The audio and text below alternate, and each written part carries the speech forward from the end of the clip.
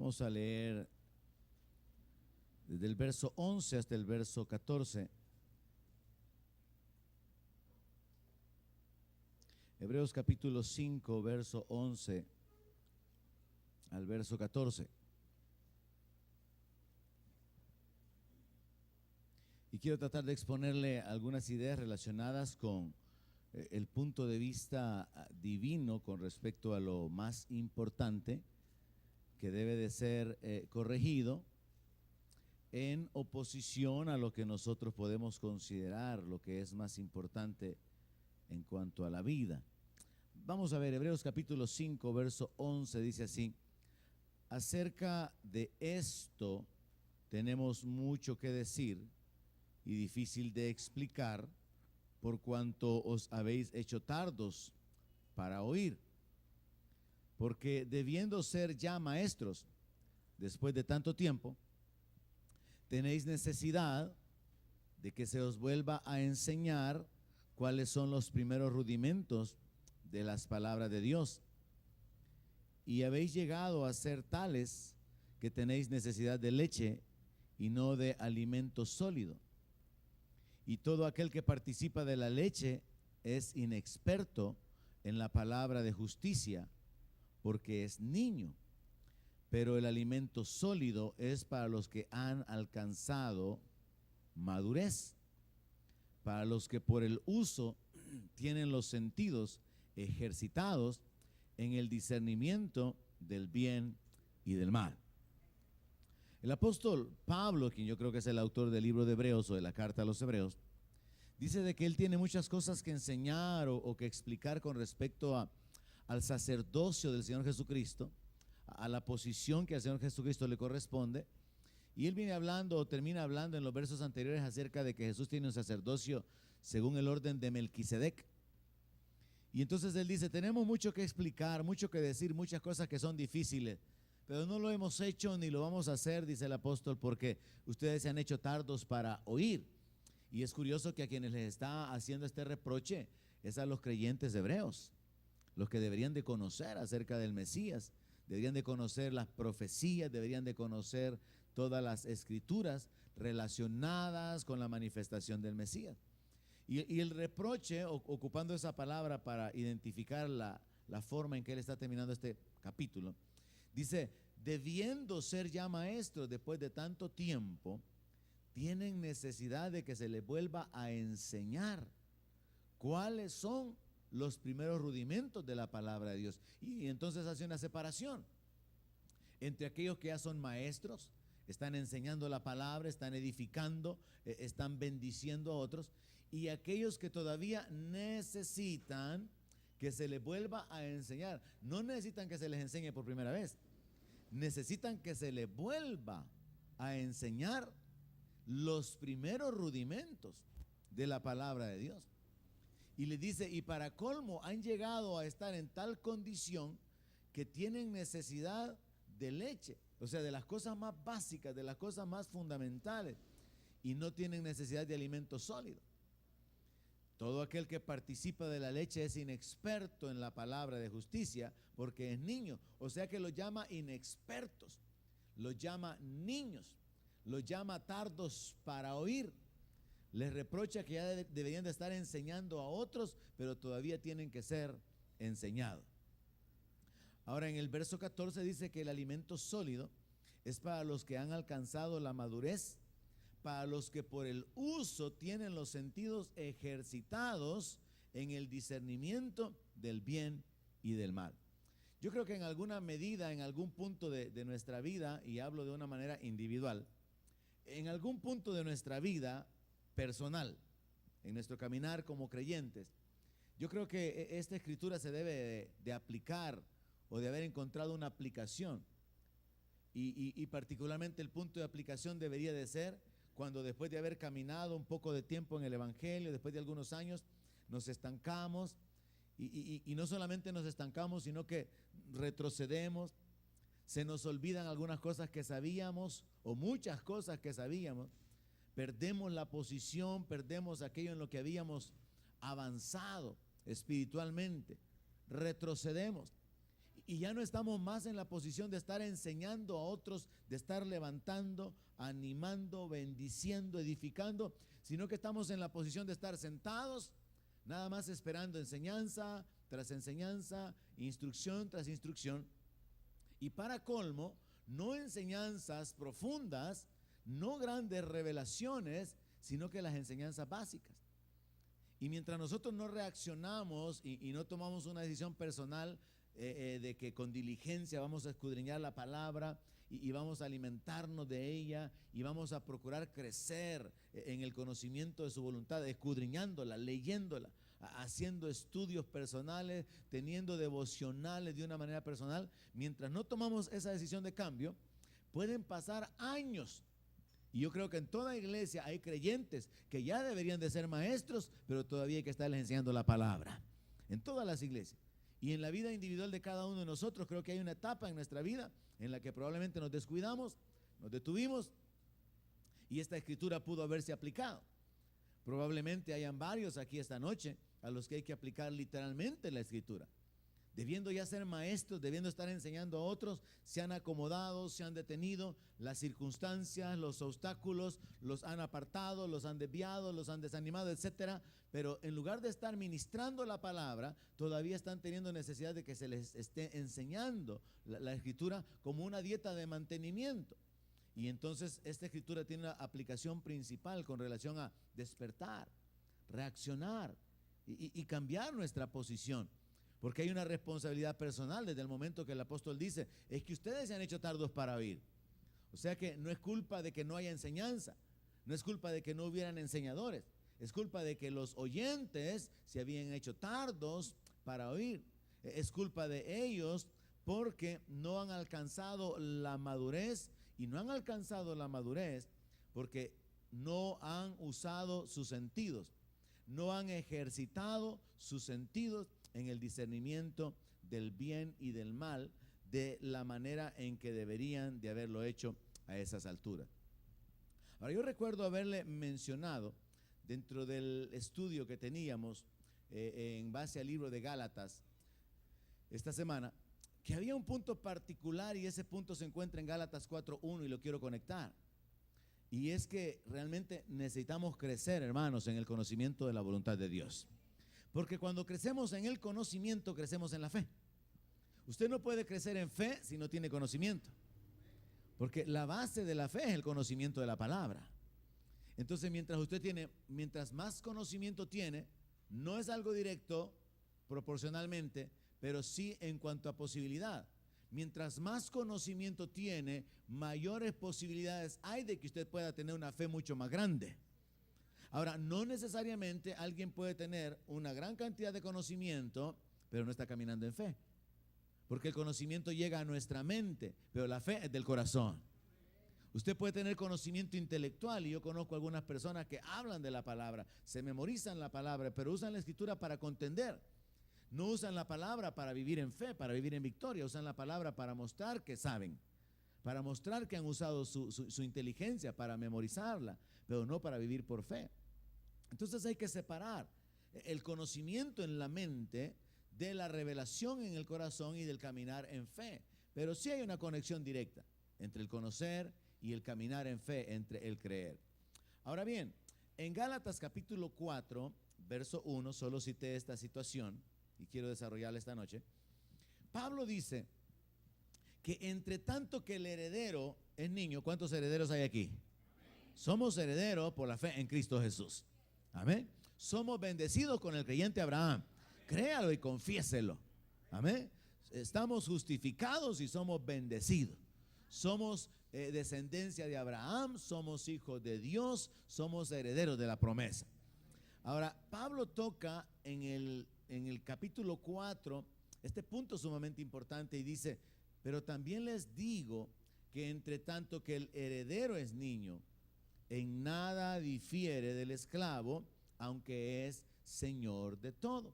Yo recuerdo que en una ocasión he tocado este pasaje y predicado sobre este mismo punto. Y creo que es importante volver a señalarlo. Pablo está diciendo que aunque seamos herederos, que aunque seamos descendientes de Abraham, que aunque estemos bendecidos, que aunque estemos justificados, no vamos a disfrutar de toda la provisión que Dios ha hecho a menos que crezcamos.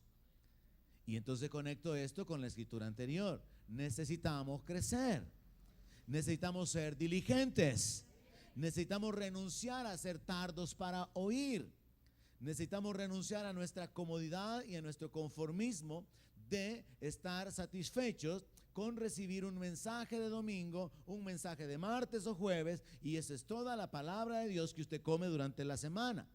Necesitamos renunciar a ese mismo estilo de vida. Si queremos cambiar nuestra vida, tenemos que ser diligentes en escudriñar la palabra, y luego tenemos que tomar la decisión de caminar en obediencia, tenemos que tomar la decisión de caminar en fe en base a la palabra que conocemos. Porque podemos pasar años, hermanos, acumulando conocimiento. Y yo he experimentado esto. Uno puede pasar tiempos acumulando conocimiento, acumulando escrituras o textos, pero con el paso del tiempo se nos olvidan. Y después uno ya no lo cita correctamente. ¿Le ha pasado eso a usted? Que conocía algunos versos y después dice que yo me acuerdo que estaba en Jeremías, pero está en Isaías. Y a veces usted hasta piensa, ¿verdad? Como el arca de Moisés, dice, no, si es Noé, ¿verdad?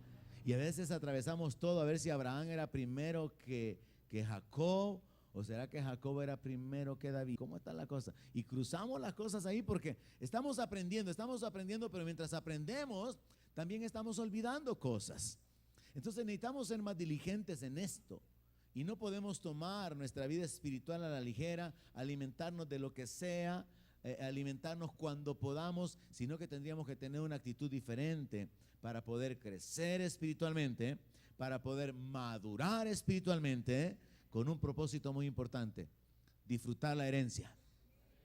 Porque lo que Pablo está diciendo es que si el heredero no crece, no hay ninguna diferencia entre el heredero y el esclavo. No hay ninguna diferencia entre aquel que es dueño de todo y aquel que simplemente esté en la casa porque es hijo de un siervo, es hijo de un empleado. No puede disfrutar de las bendiciones ni el uno ni el otro.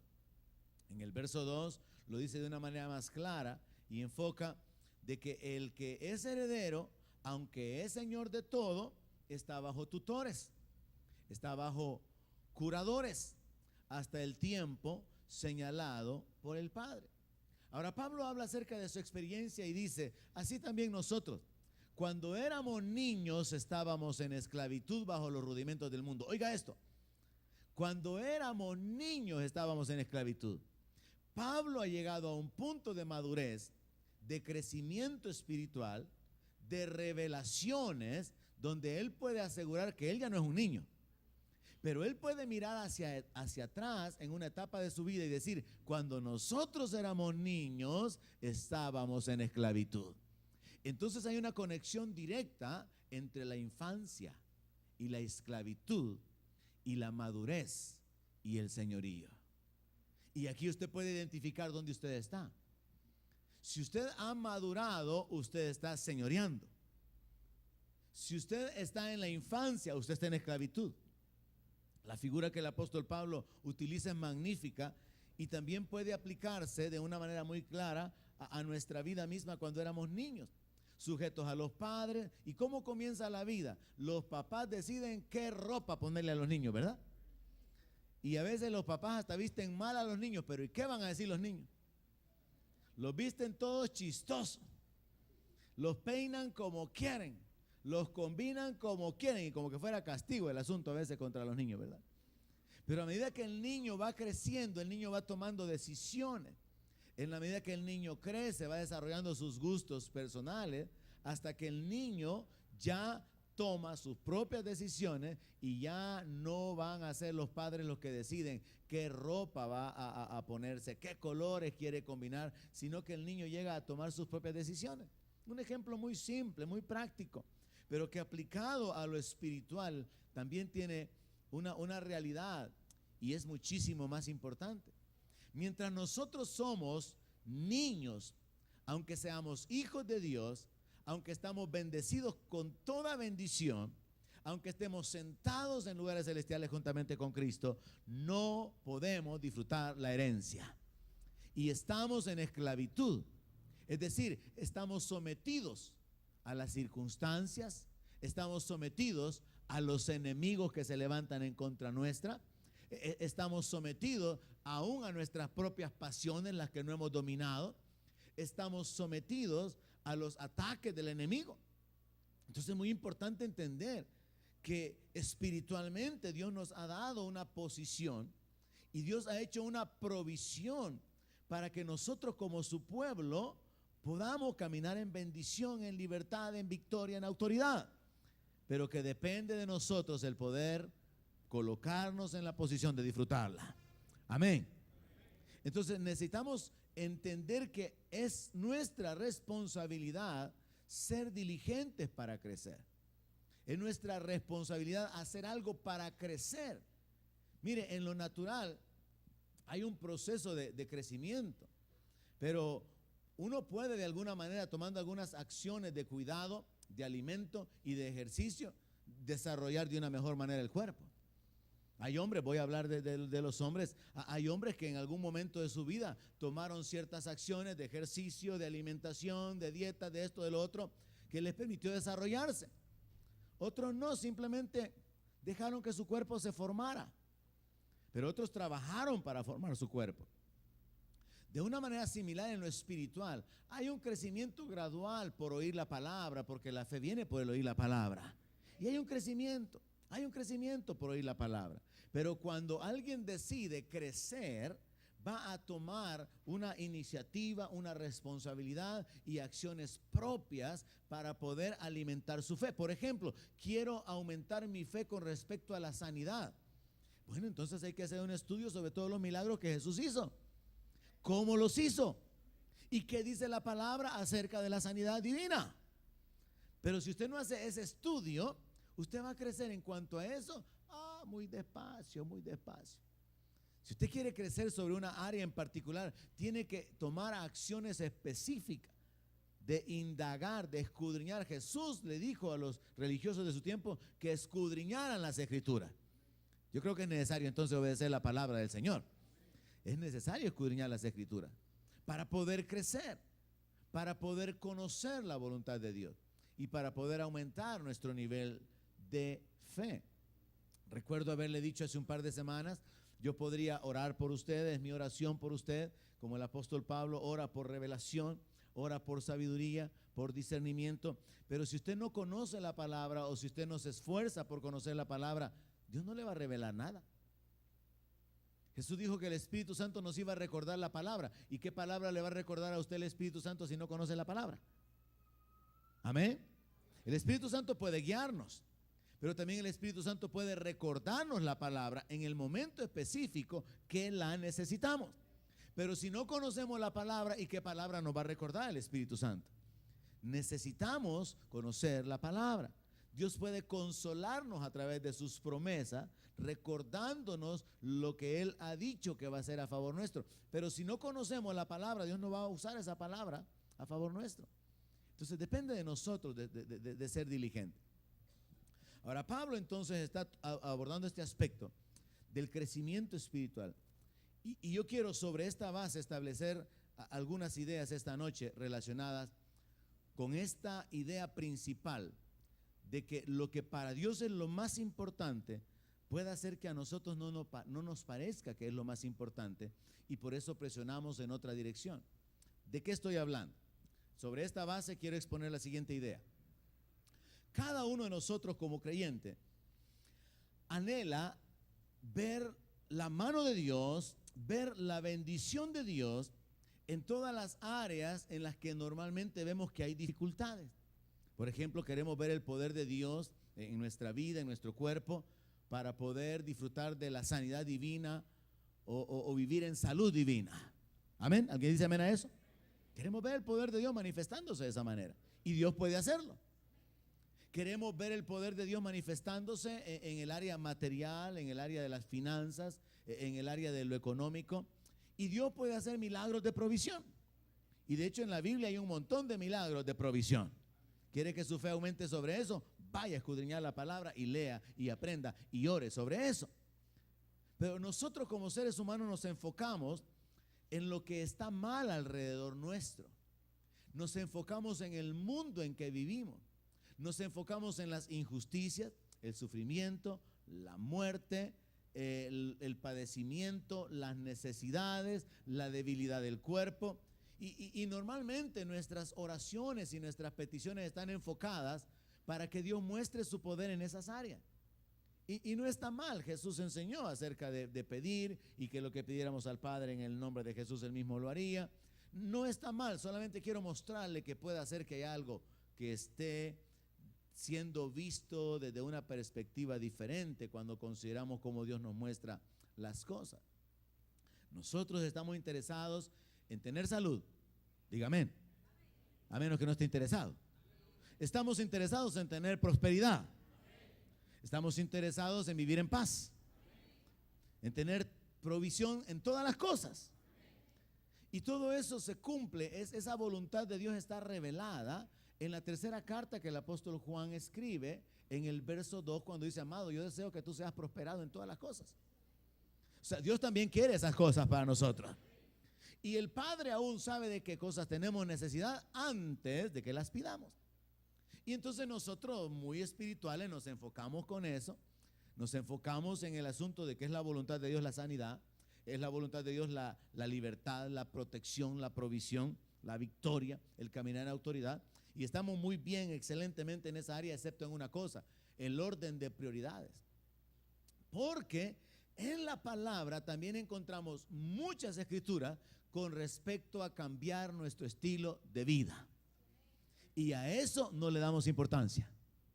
En la Biblia encontramos un montón de instrucciones, un montón de mandatos relacionados con nuestros celos, relacionados con nuestra ira, relacionados con nuestras pasiones, relacionados con nuestro estilo de vivir. Y se nos dice que nosotros somos criaturas suyas. Dice que nosotros somos primicias de sus criaturas.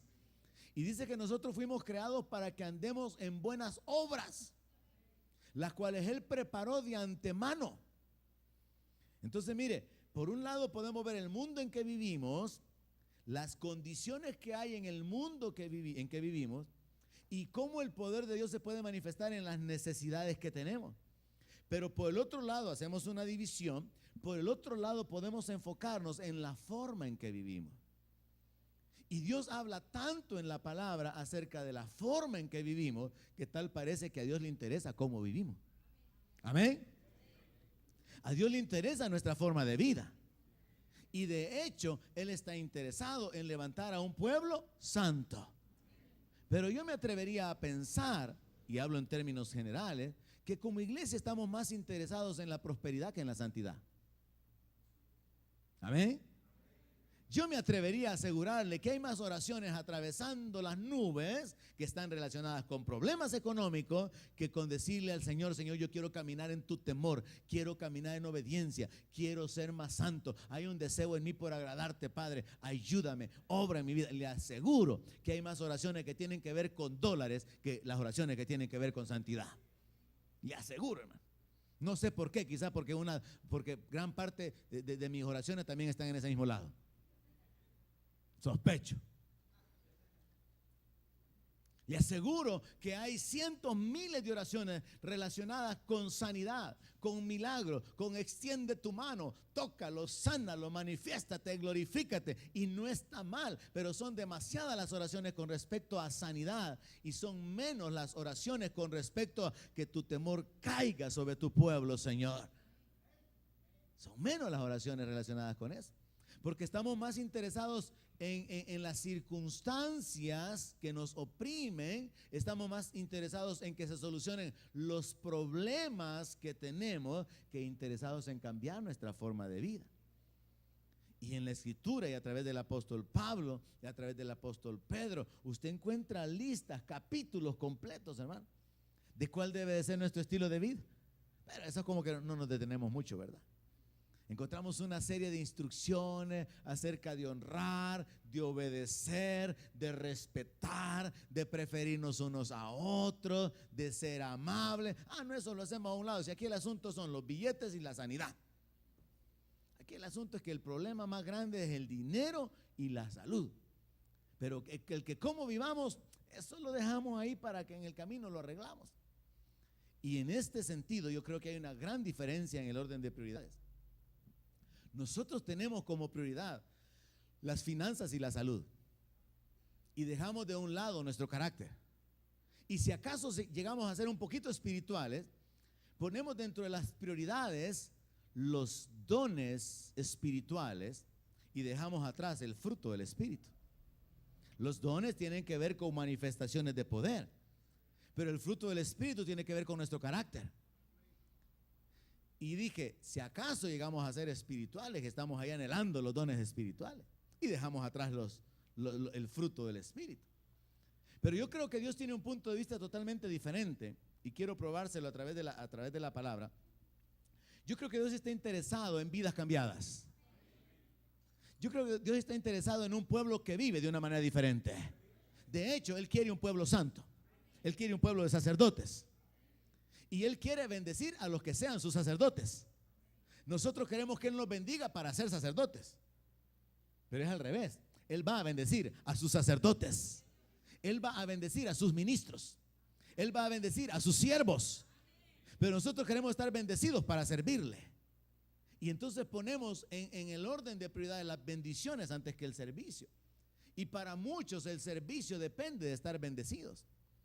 Para muchos el trabajo, la obra en el ministerio, la obediencia a la palabra, el sujetarse a la palabra, depende de qué tanto Dios les vaya dando, de qué tanto Dios se vaya manifestando. Y Dios realmente está interesado en levantar a un pueblo diferente. Tanto es así que Él tomó la decisión de cambiar el corazón de piedra por un corazón de carne. Amén. Tanto es así que Él decidió darnos su espíritu. Dice en la palabra que Él en una ocasión se pregunta a sí mismo, ¿cómo haré para llamarlos hijos? Y luego Él mismo se responde, les daré mi espíritu. Porque por el Espíritu nosotros podemos llamarlo a Él Padre, y nos da el espíritu de adopción. Dios encuentra la forma, o Dios sabe cuál es la forma de entrar en una relación personal, de establecernos como su pueblo. Pero la Biblia habla y pone bastante énfasis en ser un pueblo santo, un pueblo apartado, un pueblo escogido. Y sin embargo, hablo en términos generales, sin embargo, cuando vemos la iglesia alrededor del mundo, o cuando vemos la iglesia localmente, o la iglesia a nivel del país, lo que vemos es que hay un montón de gente llamándose cristiana, que están enfocados en sus necesidades, en sus problemas, pero no están enfocados en la calidad de vida o en el nivel de vida que Dios espera. Y entonces tenemos que darle vuelta a las cosas para poder poner énfasis en lo que es verdaderamente importante. Y hay algunas razones para poder hacerlo. ¿Puede Dios, hermano, sanar las enfermedades de todos los miembros de una iglesia en un instante? Sí, hermano. ¿Verdad que sí? En una sola oración, en un solo minuto, la gente estaba enferma, en el siguiente minuto ya no hay enfermedades. Pero ¿de qué sirve gente santa que va a seguir pecando? Amén. ¿Puede Dios solucionar los problemas económicos de toda una congregación? No necesitamos 21 días de ayuno. No necesitamos 7 días de ayuno y de oración para poder ver milagros económicos. Dios puede manifestarse, hermano. Y por cierto, le cuento que cuando Dios sacó a Israel de Egipto, no había ni un enfermo entre ellos. Así dice la palabra. Y tampoco habían necesitado, ¿por qué? Si venían con las riquezas que habían sacado de Egipto. Pero ese montón de gente sana y próspera eran también un montón de rebeldes que no reconocían la autoridad, que no tenían temor de Dios, que no caminaban bajo la revelación de Dios dada a su profeta, a Moisés, sino que en el camino se pervirtieron adorando al chivo de oro que hicieron. En el camino se rebelaron contra la autoridad. En el camino se volvieron o se manifestó la carnalidad. Entonces podemos ver esto a través de la historia. 500,000 de judíos, según los conocedores de la Biblia. Ni un solo enfermo, ni un solo pobre, pero un montón de pecadores que no entraron a la tierra prometida. Porque ¿cuántos entraron a la tierra prometida de ese 500,000? ¿Quién sabe? Solo los 2 espías, Josué y Caleb, y la generación de los hijos de ese montón de rebeldes que estaban prósperos y estaban sanos. Y como estaban sanos, se costó que se murieran. Habían ido todos hechos ahí, ¿verdad? Todos enfermos, ahora tal, segundo año ya la población ha bajado de 500,000 a 350,000. En unos 4 años más después ha bajado a la mitad la población, pero 40 años hasta que se murieron todos. Pero ubíquese en este cuadro mentalmente: 500,000 de israelitas prósperos, no tenían necesidad de nada, habían salido con riquezas. 500,000 de israelitas sanos, no había en ellos enfermedad. La Biblia lo dice literalmente, no había enfermedad. Pero también eran 500,000 de pecadores, 500,000 de rebeldes. Haciendo una aplicación similar a esta, recuerdo yo en alguna ocasión, en alguna de las predicaciones que he dado, haber hecho la pregunta: ¿y si usted saliera de todos sus problemas, serviría a Dios con fidelidad? Si Dios lo sanara, ¿eso lo convertiría a usted en un siervo fiel, consagrado? ¿O su prosperidad y su sanidad le serviría para seguir siendo el mismo tibio que es hasta el día de hoy? Porque ese es el problema que hay.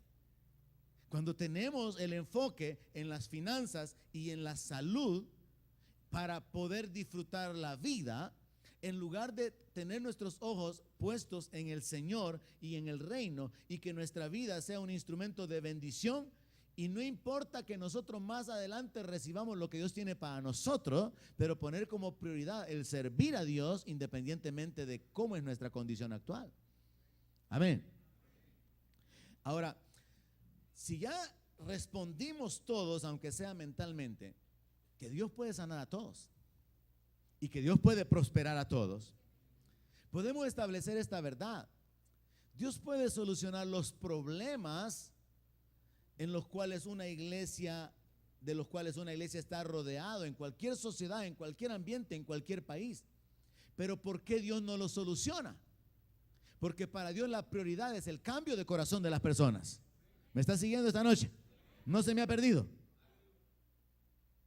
Dios puede cambiar el ambiente en nuestro país. Dios puede causar que no haya ni un solo creyente enfermo y ni un solo creyente necesitado. Pero ¿eso va a hacer de la iglesia más santa? ¿Eso va a hacer de la iglesia más consagrada? ¿Eso va a hacer de la iglesia más entregada? ¿Eso va a hacer de la iglesia que esté realmente volcada hacia el evangelismo y la administración de las almas? La respuesta es un gran no. Amén. Es un gran no, porque es un problema de corazón.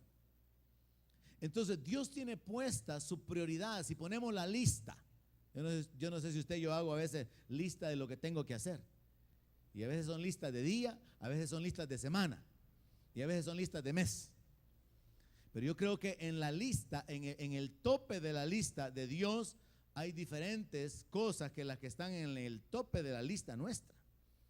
En el tope de la lista de los seres humanos: salir de las deudas, pagar la casa, materia, solucionar los problemas a la Lolita, ayudar a que el matrimonio tal de sus hijos se enderece, dejarle herencia a los hipotes, ayudarle con la salud, con finanzas para que se solucione ese problema. Pero en la parte de arriba de la lista de las cosas que hacer de Dios, yo creo que está esta: seguir trabajando en ayudarles a los hombres a cambiar su corazón, para que cambien su estilo de vida. Ahora, vea cómo esta realidad se puede probar. Voy a abandonar las escrituras y voy a ocupar ejemplos bíblicos. ¿Qué es lo que pasó en el Edén? En el Edén no habían problemas, no había necesidad. Aunque no había Walmart, Adán no tenía necesidad de nada, porque Dios colocó a Adán en un lugar donde había provisión de todo lo que él necesitaba. Es más, de una manera que no alcanzamos a comprender o a explicar, Adán estaba desnudo y no se avergonzaba porque creo que de alguna manera la gloria de Dios estaba sobre ellos. Pero cuando ellos pecan y quedan separados de Dios, se dan cuenta que están desnudos y se cubren con hojas. Y a partir de ahí surge la compradera de ropa que tenemos, ¿verdad? Si ese hombre y esa mujer no hubieran pecado, no gastáramos tanto en ropa. Pero ahí comenzó todo el problema. Y luego con las espinadas que se dieron, a comprar zapatos también. Ahí comienzan las cosas. Pero vea, ubiquémonos. No habían problemas en Edén. Pero luego surge un gran problema. El corazón del hombre que fue contaminado con la semilla de pecado. Y cuando digo del hombre, estoy hablando obviamente también de la mujer. Entonces surge algo que no armoniza.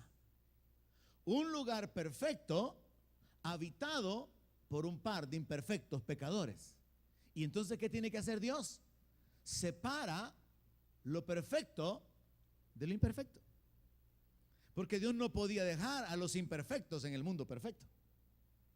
De hecho, no tenían derecho porque lo habían perdido por no haber sido desleales y haber roto su comunión con Él. Pero vemos que Dios tenía y manifestó el poder para crear un ambiente completo donde no había necesidad de nada, un ambiente perfecto donde todo estaba bien, mientras el corazón del hombre estuvo bien. Porque en la Biblia no nos dice cuántos días pasaron o cuánto tiempo pasó hasta que Adán pecó. Pero lo que sí dice es de que Dios venía y hablaba con Adán. O sea que hubo un tiempo en que tenía comunión con él. Entonces todo estuvo bien mientras el corazón del hombre estuvo bien. Pero cuando el corazón del hombre fue contaminado, vienen consecuencias. Pero mi primer escenario me sirve para probarle esto. Dios tiene el poder para cambiar el ambiente donde el ser humano vive. Él puede hacerlo. Ahora, Dios hace algo, dado que ahí hubo un fracaso por causa de que el corazón del hombre llegó a estar contaminado. Dios hace algo. Segundo escenario. Dios saca a su pueblo de Egipto. ¿Cuántos creen que Dios pudo haber matado no solo a los primogénitos, sino que a todos los egipcios en la misma noche? Un fuerte amén, hermano. ¿Cuántos creen que los podía haber matado? A todos. Y Dios los pudo haber dejado en Egipto, ¿no cree? Y Dios pudo haber dejado que ellos gobernaran en esa tierra, que ellos se desarrollaran. Total, que ahí había ganado, ahí tenían ellos sembradíos, ahí pasaba el río Nilo. Dios pudo haberlos dejado a los israelitas ahí. Los mata a todos de poco a poco o de mucho a mucho, como sea, y los deja a los judíos. Dios pudo haberlo hecho, porque Dios tiene el poder para hacerlo. Pero Dios decidió, segundo escenario, hacer un cambio de ubicación, porque quería también que en el camino hubiera un cambio de corazón. ¿Cuál era el propósito de Dios? Un nuevo comienzo. Al llevarlos a Canaán, ¿cuál era la idea? Una tierra nueva, tierra de bendiciones, una tierra donde poéticamente fluía leche y miel, o sea, una tierra fértil, una tierra muy adecuada para hacerla producir, una tierra bendecida. Pero en el camino lo que Dios esperaba era que el corazón de esta gente pecadora se corrigiera. Y eso lo dice la palabra literalmente, que Dios los trajo por el desierto para probarlos a ver si habían de obedecerle. ¿Me está viendo? Y eso pasa también, paréntesis, en la vida de los creyentes. Dios a veces lo deja a usted pasar por ciertos desiertos porque Dios quiere probar Dios quiere probar o quiere saber, o que usted le demuestre si usted realmente va a seguir en serio a pesar de lo que está viniendo sobre su vida. Dios nos deja pasar por ciertos desiertos, ciertas etapas. Dios no responde, Dios no contesta, Dios como que se esconde. Estaba detrás de una nube, pues agarra 3 más y está más escondido que nunca para usted. Y usted busca a Dios y Dios no le oye, no le responde ni por Urín, ni por Tunín, ni por profeta, ni por nadie. Y usted viene a todos los cultos y nada.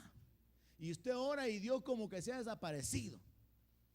Y usted siente que Dios lo ha abandonado, pero en realidad Dios lo ha traído por un desierto para que su corazón se rebele. Ahora, lo que en realidad Dios quiere no era probar el pecado, sino que los israelitas dieran evidencia de que iban a caminar en obediencia y en temor. Porque eso fue lo que le dijeron cuando el Señor se manifestó en el monte y habló con Moisés. Primero ellos le dijeron, mira, le dijeron, anda, habla tú con él, nosotros no queremos hablar. Le tenían miedo a Dios, ¿verdad? No vaya a ser que muramos, le dije. Y luego que Moisés baja y les da las tablas, hay un momento en la historia de Israel que ellos le dicen, lo que Dios te ha dicho que hagamos, eso haremos. Pero no hacen eso, porque había un problema de corazón. En el segundo escenario que estoy tratando de formar en su mente, la idea de Dios era llevarlos a una tierra nueva, llevar a un pueblo con un corazón cambiado a una tierra nueva y volver a comenzar a partir de ahí a establecer el reino. Un reino que había fracasado en el Edén por causa del pecado del hombre. Ahora Dios quiere volver a comenzar y la idea es entonces restaurar el territorio, restaurar la heredad en cuanto a la tierra, en cuanto al ambiente. Les da leyes que tienen que observar, les hace ver las prohibiciones, les hace ver los mandamientos, porque Dios quiere volver a comenzar con el pueblo ahí. Una nueva tierra con un pueblo con un nuevo corazón. Pero se fracasó. Porque el problema más grande estaba en cambiar el corazón del hombre. El problema más grande no era hacer fructificar la tierra, porque Dios puede hacer fructificar la tierra. El problema más grande no era proveerles de agua, Dios podía proveerles de agua. Entonces el problema nunca son las circunstancias. Piensa en esto para usted mismo esta noche. El problema no son las circunstancias, el problema es nuestro corazón. Por lo tanto, nuestra prioridad no tienen que ser los problemas que están a nuestro alrededor, sino el problema de nuestro corazón. Un corazón desleal, un corazón infiel, un corazón inconstante. Y usted debe estar diciendo amén, golpeándose el pecho, amén, amén, pastor. Ese es el verdadero problema. Yo quisiera que captara esto. El verdadero problema no es la necesidad económica, ni la enfermedad, ni la injusticia, ni el dominio del diablo, porque todo eso Dios lo puede quebrantar en un instante. El problema más grande está aquí adentro. Ingratitud, deslealtad, desobediencia, falta de temor. Y Dios nos prueba que aunque Él intenta, voy a decir entre comillas, y Él ya lo sabía que eso no iba a funcionar, y por eso tiene el tercer escenario que le voy a mostrar. Aunque Él intenta corregir todas las cosas con un pueblo nuevo que tiene que tener un corazón nuevo en una tierra nueva, las cosas no funcionan.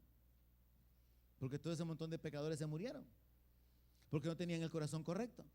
Y entonces entra una nueva generación que no tenía el corazón malvado, perverso, incrédulo y desobediente de sus padres, pero desgraciadamente también era una generación que no conocía a Jehová.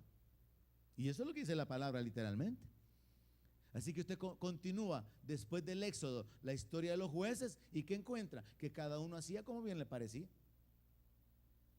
Usted encuentra que después de Josué se levanta una generación que no conocía a Jehová. Y entonces el segundo escenario, al igual que el primero en el Génesis, el segundo escenario es un escenario de fracaso. Porque Dios intenta comenzar a establecer su reino fallido en el Edén, con un pueblo que tenía que haber cambiado su corazón en el camino, en el desierto, en una tierra nueva, en una tierra bendecida y con sus leyes. Pero no se logra llevar a cabo. Y el reino después de algunos años se desintegra. Y hay asesinatos, hay traición, hay codicia, hay idolatría y todo aquello se desarma. No por los enemigos, no porque no hubiera suficiente comida, no porque Dios no mostrara su poder para sanar, sino porque se permaneció con el problema principal, el corazón del hombre. Tercer escenario. Dios va a establecer su reino y va a causar que la nueva Jerusalén descienda. Y dice que ahí no va a entrar ninguna cosa inmunda. Y dice que ahí no va a entrar ningún mentiroso, ningún hechicero, ningún fornicario, ningún ladrón, ningún afeminado, ni los que se echan con hombres. Ahí no va a entrar ninguna cosa inmunda. Entonces, en el tercer escenario, Dios hace todo lo contrario. Dios nos prueba que Él puede cambiar y controlar todas las cosas en el ambiente donde se va a vivir, pero falta un pequeño detalle: los ciudadanos del reino. ¿Y quiénes son los ciudadanos del reino? Gente cambiada, gente transformada. Entonces, en el tercer escenario, Dios nos muestra cómo lo que fracasó en Edén y lo que fracasó en Canaán ya no va a volver a fracasar en la Nueva Jerusalén. Porque esto en realidad es un conflicto de los siglos. Porque cuando Jesús habló acerca de un rey que había preparado las bodas para su hijo, Él estaba hablando de una manera figurada acerca de esta gran verdad espiritual.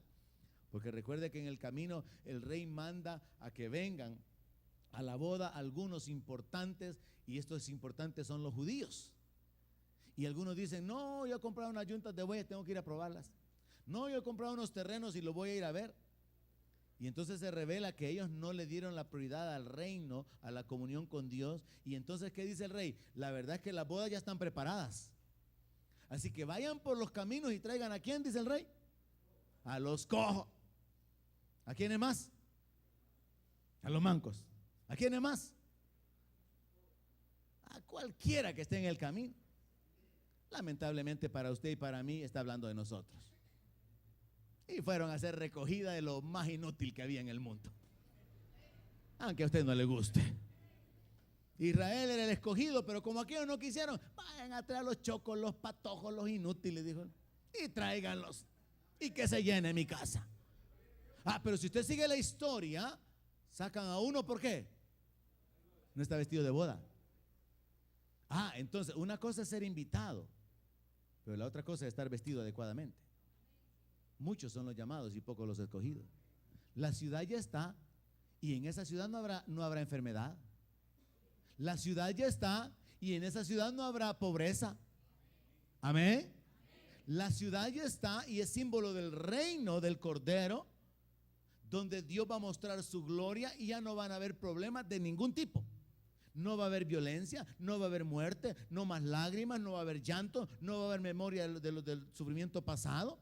Entonces Dios va a establecer su reino mostrándonos que Él tiene todo el poder para cambiar las circunstancias, y lo que va a hacer o lo que está haciendo en el escenario 3 es esperando por los ciudadanos adecuados. Amén. Y entonces, ¿en qué tiempo estamos viviendo? En el tiempo de prepararnos para ser parte de esos ciudadanos.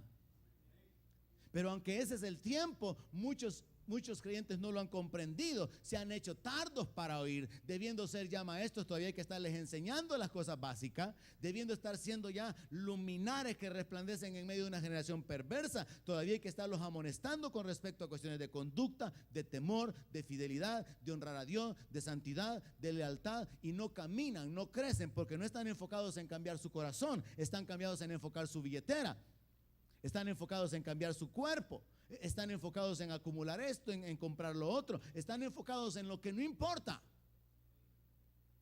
en lugar de estar enfocados en el corazón. Si nosotros cambiamos la prioridad, el orden de prioridades que tenemos, y nos alineamos con el orden de prioridades de Dios, vamos a darnos cuenta que todo se soluciona. Porque al final, hermano, pensemos de esta manera. En lo particular, y Jesús habló acerca de no hacernos riquezas en la tierra. ¿Cuál es el trasfondo de esto? ¿Y para qué afanarse por hacer riquezas en la tierra si ya la eternidad está asegurada? Porque mientras alguien se afana por hacer riquezas en la tierra, pierde la eternidad. Amén. Mientras alguien se afana por mantener su salud aquí, pierde la vida eterna. Entonces, ¿qué es más importante? Hacer lo que el apóstol Pablo dijo: yo todo lo tengo por basura, a mí me sale sobrando lo que tengo. Y por eso el apóstol Pablo dijo: el que disfruta de este mundo, haga como que no lo disfruta. O sea, no se clave, pues. Amén. Más claro, ¿verdad? No se quede apegado a lo material. No se quede como un esclavo de lo material. No se materialice. Cuando yo veo las cosas de esta manera, veo tan claro el panorama bíblico, hermano. Porque a mí me prueba la escritura a través del Apocalipsis que cuando Dios establezca su reino, allí todo lo que para nosotros son problemas que quisiéramos que se solucionen ahorita, Dios los va a solucionar. Y si Dios ya tiene en control todo eso, significa que entonces no tendríamos que estar preocupados para que Dios arregle eso, porque Dios nos muestra que Él ya tiene el control de todas esas cosas. Y que en lo que tenemos que poner nuestro énfasis es en lo mismo que Dios está poniendo su énfasis, y es en el cambiar el corazón de los hombres. Porque uno puede, hermano, perfectamente evangelizar a otras personas y decirle, mire, Dios le puede cambiar el corazón, y le habla bien bonito, ¿verdad? Mire, su matrimonio puede ser diferente, una gran bendición. Mire que ya va a ver que usted va a vivir en paz. Mire que solo Dios hace al hombre feliz. Y un montón de infelices que hay en las iglesias, hermano. Y un montón de divorcios en las iglesias, hermano. Y un montón de gente problemada sentadas en las iglesias. Pero le estamos hablando a otra gente, mire, Cristo, si usted le entrega su corazón a Cristo, ya va a ver qué bonita la vida en el evangelio. Pero usted mira un montón de evangélicos que no tienen cara de bonitos, pero nada. ¿Por qué? Porque ese montón de evangélicos hemos estado enfocados en las añadiduras en lugar de estar enfocados en el reino. Me parece que este mensaje se puede cerrar con esa palabra de Jesús. Busquen primero el reino. Asegúrense de tener la entrada en el reino, porque el reino ya está establecido. Reino de paz, reino de justicia, reino de bendición, reino de abundancia, reino de salud, reino donde todo está arreglado. Entonces, ¿para qué querer perder el tiempo arreglando este mundo cuando Dios ya nos llamó a su gloria eterna, donde todo está arreglado? Es como que usted quiera arreglar una garnacha y su papá le tiene un carro de unos par de años nada más de uso. Y usted va a gastar pisto, que el motor de arranque, que ahora que resulta que hay que cambiar los anillos, y después de los anillos pues también los pistones, y ahí está queriendo levantar la garnacha, que las llantas están que si un zancudo se para, ¡psh! Así estamos nosotros, hermano, queriendo remendar nuestra vida, queriendo arreglar los problemas, queriendo arreglar aquí, allá, los negocios, los afanes, esto y lo otro, cuando lo más importante es nuestro corazón. Amén. Oramos. Padre, gracias en el nombre de Jesús. A través de tu palabra tú nos muestras tu voluntad y tú revelas tu poder.